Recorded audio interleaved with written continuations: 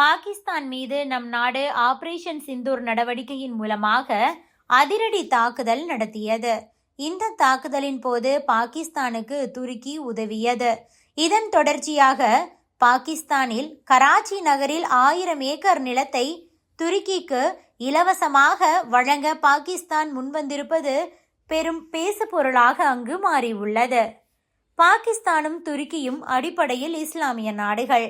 2 நாடுகளிலும் சன்னி முஸ்லிம்கள் அதிகமாக வசிக்கின்றனர். 2 நாடுகளிடையேயும் காலம் காலமாக நல்ல உறவு இருந்து வருகிறது. காஷ்மீர் பிரச்சனை வரும்போதெல்லாம் துருக்கி எப்போதுமே பாகிஸ்தான் பக்கம்தான் நின்று நம் நாட்டை எதிர்க்கும். குறிப்பாக பகல்காம் தாக்குதலுக்கு பாகிஸ்தானுக்கு நம் நாடு பதிலடி கொடுத்தது. கடந்த மே மாதம் பாகிஸ்தான் மீது ஆபரேஷன் சிந்தூர் நடவடிக்கையை நம் நாடு தொடங்கி அதிரடியாக அட்டாக் செய்தது. இதில் பாகிஸ்தானின் 9 பயங்கரவாத முகாம், விமானப்படை தளம், இராணுவ தளம் உள்ளிட்டவை அழிக்கப்பட்டது. இதனையடுத்து பாகிஸ்தான் நம்மை தாக்க முயன்றது. அப்போது துருக்கி பாகிஸ்தானுக்கு வந்து உதவியது. துருக்கி தனது ட்ரோன்களை பாகிஸ்தானுக்கு வழங்கியதோடு ட்ரோன்களை ஆபரேட் செய்வதற்கான ஆபரேட்டர்களையும் கையோடு கொடுத்தது.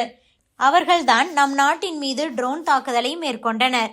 இருப்பினும் நம் நாட்டின் முப்படைகள் இணைந்து ட்ரோன்களை வீழ்த்தியது. இதில் பாகிஸ்தானுக்கும் துருக்கிக்கும் பெருத்த பின்னடைவு ஏற்பட்டது. இதனை அடுத்துத்தான் பாகிஸ்தான் நம் நாட்டிடமே சரணடைந்தது. இப்படி பாகிஸ்தான் சிக்கலை எதிர்கொள்ளும் போதெல்லாம் துருக்கி ஓடிப்போய் அதற்கு ஆதரவு தெரிவிக்கிறது. இதுவே 2 நாடுகளிடையேயான நட்புக்கு முக்கிய காரணமாகும்.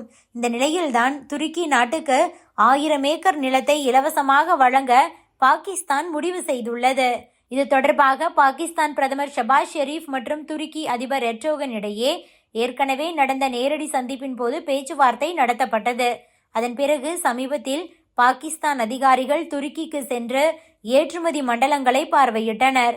அப்போதே முதலீட்டாளர்களின் நலனை துருக்கி எப்படி பாதுகாக்கிறது என்று பார்த்து வந்தனர்.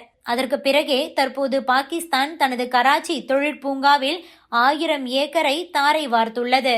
அதாவது கராச்சியில் தொழில்நுட்ப பூங்கா ஒன்று உள்ளது. அங்கு புதியதாக ஏற்றுமதி செயலாக்க மண்டலம், அதாவது EPZ எக்ஸ்போர்ட் ப்ராசஸிங் ஜோன் அமைக்க பாகிஸ்தான் முடிவு செய்துள்ளது. இங்கு துருக்கி முதலீட்டை ஈர்ப்பதும் 2 நாடுகளிடையே வர்த்தகத்தை $5 பில்லியன் உயர்த்தும் வகையில் இந்த 1000 ஏக்கர் நிலம் துருக்கிக்கு வழங்கப்பட்டுள்ளது. அது மட்டுமின்றி இந்த மண்டலத்தில் அமையும் துருக்கி நிறுவனங்களுக்கு வரி விலக்கு, குறைந்த விலையில் தண்ணீர் உள்பட பிற வசதிகள் மற்றும் ஏற்றுமதி சலுகைகளை பாகிஸ்தான் வழங்க உள்ளது. இந்த இடத்தில் துருக்கி ஏற்றுமதி செயலாக்க மண்டலத்தை அமைக்கும் பட்சத்தில் அது பாகிஸ்தானுக்கு பெரிய அளவில் பயனுள்ளதாக அமையும். ஏனென்றால் கராச்சி ஒரு துறைமுக நகரமாகும். அங்கு துருக்கி நிறுவனங்கள் பல்வேறு தயாரிப்புகளையும் மேற்கொள்ளும் போது துறைமுகம் வழியாக அதனை எளிமையாக மத்திய ஆசியா மற்றும் அரபு நாடுகளுக்கு பாகிஸ்தானால் ஏற்றுமதி செய்ய முடியும். இது பாகிஸ்தானின் உள்நாட்டு உற்பத்தி மற்றும் வெளிநாடுகளுக்கான ஏற்றுமதியை அதிகரிக்கும்.